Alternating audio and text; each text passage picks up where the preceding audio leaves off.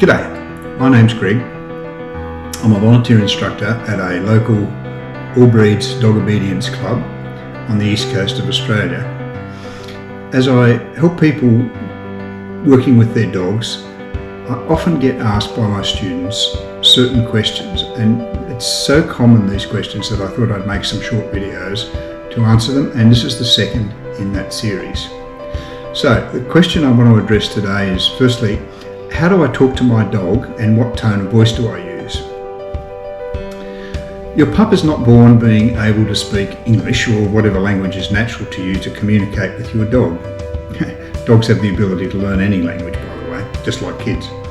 But dogs do learn words, sounds that you repeat, and associate a requested action or outcome with that sound, provided you reinforce the linkage with an outcome. There are three tones of voice we use and find helpful in communicating with our dogs. The first is the command, which is positive and uplifting. So, for example, if you're telling your puppy to come, you don't do it in an aggressive, flat, growling way. You do it as a come, and to get it to come to you. The second is the praise, excited, high-pitched use of the bridge word like yes, good girl, great dog, best puppy ever, fantastic, let's do it again. The third is the reprimand or correction, which is blunt, flat, clear, not yelled, and I'll talk a little bit more about that in a moment. With puppies, our focus is clearly on the first two, lots of positive reinforcement. If we need to correct or reprimand, we do it clearly to show we are not happy, but gently at the puppy stage. Here, replacing the wrong behaviour with the required behaviour and rewarding that is the most effective method of correction. For example, if you catch your puppy chewing your new slippers or the couch while the action is happening, not an hour or half a day later when you come home and discover this misdemeanour, at the time you say, no, wrong, but not yelled. Notice I did not yell. I more showed disappointment, not anger, just disgust. Oh, come on, don't do that. That's not what I'm after. You remove the puppy and immediately give the chew toy as a replacement therapy, and when it has the toy you say, yes, good dog, chew that. We cannot expect puppies never to chew. We can only teach them to chew the right things, which don't generally include the cushions, shoes, your fingers or the cat. The second thing is chatting to your dog, building commands and communication concepts. In puppy training, giving clear commands to start an action such as heeling is essential. In early training, continuing encouragement as the pup heels along with you is absolutely fine and helpful to let the pup know you wish to continue this action and it's doing splendidly. This does not mean constant incoherent babbling at the pup, which would be confusing, but clear, encouraging instructions every so often. Once the pup has the idea of heeling and keeping up, the repetition of the heel command should wane after the first clear command as you start off of heel, except perhaps initially as you do an about turn or a left turn or a right turn, as that's a good moment to verbalise encouragement for the pup to keep up with you. At the right stage, you'll add hand signals, possibly introduced with the action of a motivational lure of a treat in hand, to the verbal command for certain actions. Now let's talk about chatting to your pup at home. I see that as a good way to have them focus on you. And no, this is not being anthropomorphic, and talking to your pup is not a sign of impending madness.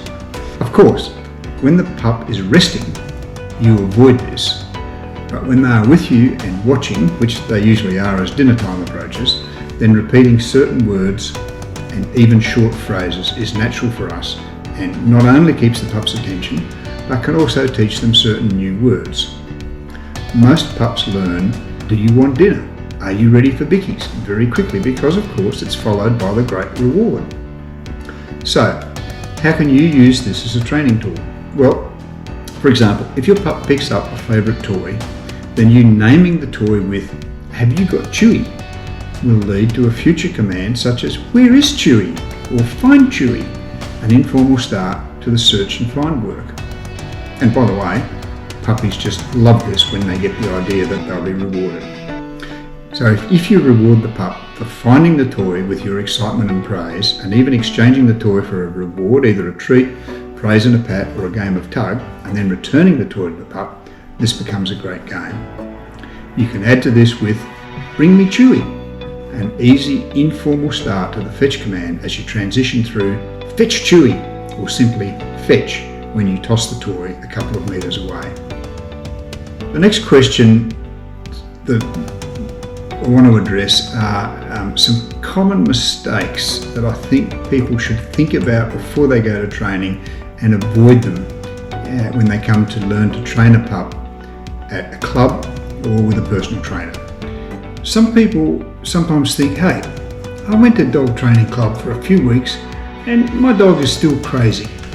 It bites the couch and won't come when called. I decided it was a waste of time and didn't go anymore. Or sometimes beginners think, I'm hopeless at training. Other people seem to be doing better than me. Maybe I need to send the dog away to a professional trainer or just give up. It's not for me. Now, would we think it sensible if a child only went to school for a couple of months and we gave up on them because they hadn't yet learned to read Shakespeare fluently or do algebra, calculus and geometry? Of course not. Dog training is fun and rewarding for owner and dog, and it just gets better and easier the more you both practice. The bond, trust and obedience all progress together. Comparing yourself to others is always tempting, but you'll always find trainers worse than you and trainers better than you. That's life, and overdoing this comparison game can make you arrogant about your own abilities or bitter and turned off the job at hand. So, go at your own pace and that of your pup and enjoy the time together. Training stimulates the dog intellectually and is an element of dog exercise beyond what a long walk or run or chasing a ball will provide. Perseverance and patience are the keys, and these require many repetitions in training and developing your dog's understanding of what is required. Trust yourself and be patient. You and your dog will be rewarded with a better, happier, more relaxed relationship. Another thing we sometimes hear is, one instructor told me one thing and another instructor told me something different, so it really doesn't make sense. Or unfortunately, we hear, an instructor told me something I totally disagree with, so I decided this wasn't for me, so I stopped attending. I just want you to remember, you are the intelligent being in the partnership with your dog, and you need to decide what advice works for you. Think it through and you decide. If you disagree with a piece of advice, fine.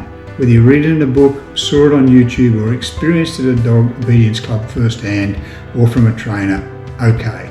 It's up to you what advice to follow. There's always more to learn. Keep an open mind. If a training method makes sense to you, try it out. Not once or twice, but repeatedly with patience and calm. Dogs learn through repetition and positive reinforcements, praise, reward on success, and so on. So just trying something a few times and giving up will not get you where you hope to be. Of course, some techniques will favour your dog's learning motivations and their temperament or instincts and drives more than others. And that's your role in the equation, to persist and decide what works best for you. Always remember that you are in control of your dog. Grab what ideas you can and digest them to apply to your situation and dog. Dog obedience and behaviour instructors are all well-meaning and are trying to help in any way they can. If there's something you don't agree with, it's up to you to digest the advice and decide how best to proceed. Thanks so much for watching. If you like these ideas, please consider hitting like, share and subscribe so you catch future episodes. But in any case, keep training, keep having fun and keep it light.